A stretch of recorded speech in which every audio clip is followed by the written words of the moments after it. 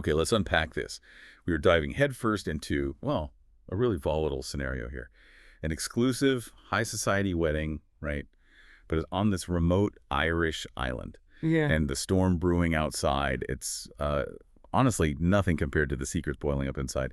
We're talking about the wedding of Jules Keegan. She's this hyper-controlling magazine editor, and Will Slater, the golden boy TV survival star. Exactly. And our mission today really is to go beyond just the plot. We need to analyze the narrative architecture, how this extreme tension builds, because this isn't just a wedding that goes sideways. It's more like a case study in how, systemic privilege can shield abusers and how this perfect isolated setting, Yeah. it almost becomes fate for these people hiding some truly lethal truths. Right. It feels like the stage is set for an inevitable collapse. You've got this external pressure, literally a storm battering the walls, and that pressure exposes these deep internal flaws. Flaws rooted in, well, historical cover-ups. We really need to figure out why. Why do they seek out this isolation only to end up trapped by it? That's the real irony, isn't it? They pick Innis and Implora Cormorant Island for its exclusivity, its remoteness. But the island itself, it immediately starts acting like this menacing prison. It's described as a remote granite lump off the Connemara coast, just 2 miles long, mostly covered by this dangerous peat bog, turf, they call it. Yeah, and the sources make it really clear this place isn't just isolated, it's actively hostile. Getting there is hard, the channel gets particularly choppy, and once that weather forecast changes, boom, guests are totally marooned.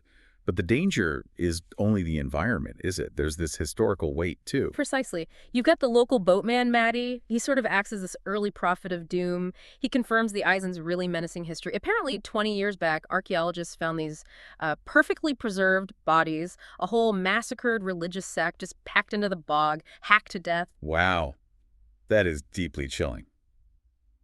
So Maddie basically tells the guests, hey, you're surrounded by the ghosts of the violent dead. He claims the island's inhabited by nothing but ghosts. And when you put that together with the physical setting, the wedding's at this restored folly, but it's right next to a ruined chapel. You realize the whole narrative frames this place as a kind of graveyard, right from the beginning. And the omens just keep piling up. A wife, the wedding planner, she notices the barometer needles drop to changeable. So she actually hides it from Jules, the bride, who's obsessed with optics. Then she sees the cormorant, the black bird. Locals call it the black hag, the bringer of death. Oh. And where's it perched? Right on the ruined chapel. It's like omen central. The storm doesn't just roll in, it feels personal, battering the wedding marquee, almost symbolizing the fury these characters brought with them. Okay, so the island is the physical pressure cooker. Let's shift to the human elements now, the toxic social dynamics, specifically rooted in that shared history at Trevelyan's, the elite boys' school. This seems to be where we find the, institutional rot under all the fancy clothes. Absolutely. The groom, Will Slater, and his best man, Jono, they're the linchpins here. Their whole shared history at Trevelyan's defines them. And specifically, this dangerous, frankly bullying tradition they call the survival game. And the sources show their friendship. It's basically built on betrayal. Jono reveals he was Will's best mate, even co-concepted Will's hit TV show, Survive the Night. But then when Jono was actually up for a role on the show, Will deliberately sabotaged him, told the producer Jono wasn't interested, just because Will, the golden boy, didn't want to share the spotlight. And what's really fascinating there is it's not just, an emotional betrayal between friends. It's the systematic use of professional power, privilege, to just eliminate rivals. Will saw a threat, and he neutralized it. Simple as that. And that impulse to maintain absolute control, keep that public image spotless, it seems, to dictate everything he does. Back then and now at the wedding. Yeah, and that betrayal is what fuels Jono's big confrontation later, isn't it? Yeah. Which leads to the darkest secret from Trevelyan's, the tragic accident. Yeah. Jono forces Will to admit they were responsible for the death of a kid tied up during one of those survival games, Darcy Malone, found washed up after the game. Will's response is just horrifyingly dismissive. He immediately deflects, claims the water killed him, the game killed him maybe, but not us. Bro. That's a specific kind of denial. It just reinforces the structure of toxic privilege. They're untouchable, the victim's disposable, and the whole tragedy is just, a footnote in their fun history. It's telling, too, that this entitlement runs through Jono as well. In that same confrontation, Jono admits his whole Hellraiser whiskey business. Complete fabrication. Just supermarket single malt in fake bottles. They're all performing. The old Trev's boys. Yeah. Their public images are so shiny, but the foundations are just utterly flimsy. waiting for that storm to knock him down. Yeah, exactly. And if the men are defined by sort of being unable to escape their past, the women in the story, they seem defined by the consequences of that toxic behavior and the desperate things they do to keep up their own facades. Let's look at Jules, the bride.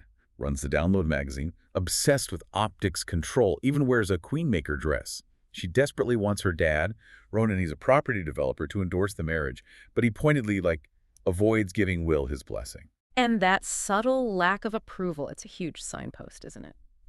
Jules is trying so hard to project perfection, but she's leaning on this external validation she just can't get.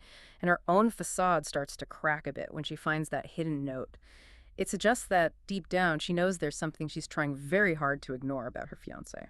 Okay, so into this high-pressure situation steps Hannah, the +1. She's positioned as the vulnerable outsider, right?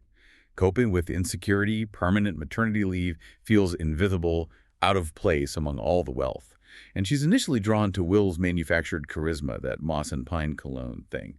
Finds it attractive compared to her own reserved husband, Charlie. And this leads us right into that tangled web of infidelity and betrayal that just seems to define the whole group. Because Hannah discovers the absolute worst kind of betrayal from her own husband, Charlie, who happens to be one of Jules' oldest friends. Oh, man. During a drunken fight, Charlie admits it. He slept with Jules. And not like way back when. After he and Hannah were married, after their first kid, Ben, was born. Said it was during a rough patch. But it wasn't some historical secret. It was a direct violation of their marriage, just hidden under the cover of, oh, we're just old friends. The rot goes way deeper than just Will's circle. It's like it permeates the whole social fabric. And if that wasn't enough drama, the layers of betrayal just keep coming. They extend to Jules' half-sister and bridesmaid, Olivia. Olivia is clearly troubled, self-harming, described as too thin, pale, feels profoundly unwanted, and she finds this weird solace confiding in Hannah, the outsider, in a cave of all places, tells her about a past relationship with a guy named Steven she met on a dating app. Right, and the ultimate horrifying reveal is Steven is Will. Of course he is. He played on Olivia's vulnerability. The relationship led to a pregnancy, which Olivia dealt with completely alone. And what's really crucial here is Will's reaction once he found out who she actually was, Jules' sister. It was cold. Calculating. He instantly denied ever knowing her, and then leveraged her insecurity, threatened to expose photos she'd sent him if she ever spoke up. Will uses charm like a weapon, to get power. And when that power's threatened, he goes straight to blackmail and silencing. That is a truly horrifying foundation for a marriage that's supposedly all about optics. Okay, this brings us to the final reckoning, and it's engineered by maybe the least likely person, Aoif, the wedding planner. She's been efficient, controlled, totally professional on the surface, but it turns out she brought Will to this specific remote island for a very calculated reason. She is essentially the narrative's instrument of delayed accountability. That's how I see it. Aoife confirms she was behind the small pranks, like the seaweed in the bed, not the ushers. And she offered this massive discount, deliberately luring Will and Jules there, specifically so the wedding would be featured in Jules' magazine. It was all planned. And her motive, it's personal vengeance. And it ties directly back to Trevelyan's. She reveals she's related to a victim of Will's past, her sister, Alice. Yes, Alice. Aoife reveals that Will's actions that night at Trevelyan's The Survival Game, the death of the boy, Darcy. Somehow those actions caused the death, or at least the total destruction, of her sister, Alice. It suggests Alice was either connected to the boys involved, or maybe just utterly destroyed by the cover-up, the family trauma. We don't get all the details, but the link is direct. He tells Will, flat out, "You took everything from me that night." This closes the loop. The very privilege that protected Will for so long is now bringing him face to face with the consequences he dodged. And the final piece of that puzzle, a wife knows the truth because her husband, Freddie, the caterer, the one Will mockingly called fat fuck, he saw everything. Freddie actually saw Will and Jono carrying Darcy off that night, but he is too terrified to say anything. Allowed the whole cover-up to begin. It's chilling the silence of the marginalized, enabling the power of the privileged. And having overheard Will's just utterly callous lack of remorse during his cave confrontation with Jono, Aoife understands. The system failed. Talking isn't enough. Justice wasn't served. She had the carving knife, the one intended for the wedding cake. Beautiful mother-of-pearl handle sharpened specially, noting ominously that a knife like that is really meant for cutting through meat. She's shifting roles, from planner to executioner, And then the whole rotten structure just collapses in a single moment. The power cuts out, plunges the marquee into darkness. It's like a narrative black hole mirroring the moral darkness of it all. When the lights flicker back on, a terrified waitress stumbles in, screaming about so much blood, confirming the inevitable. A body. The storm's raging outside as the ushers try to search. They find Jules' mangled gold crown and a single pale gray silk shoe near the bog. This confirms the violence happened, and importantly, confirms the victim was one of the wedding party, engulfed by the island, by the storm, by all the secrets they brought there. Wow. So our deep dive really reveals that this exclusive wedding, it was just a highly polished stage, a stage for deeply entrenched historical violence, systemic betrayal, all rooted in this toxic male privilege from Trevelyan's. The island, the storm, they acted like a crucible, isolating everyone until their dark, unresolved paths had no choice but to collide and ultimately destroy that fabricated perfect day. Yeah, and I think the key takeaway for you, the listener, is that insight into how a fabricated public image, it requires constant, desperate maintenance, and how the most dangerous conflicts aren't usually external threats. They're almost always rooted in the unresolved traumas of the past, that illusion of success. It always, always costs someone else dearly. It definitely raises a really important, provocative question at the end, doesn't it? Ayof, the wedding planner, hired to orchestrate joy, perfection.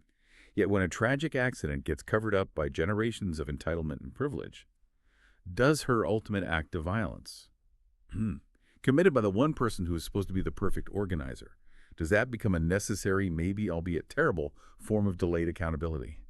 You really have to wonder what price the rest of the survivors will end up paying for the justice served, however brutally, on Cormorant Island.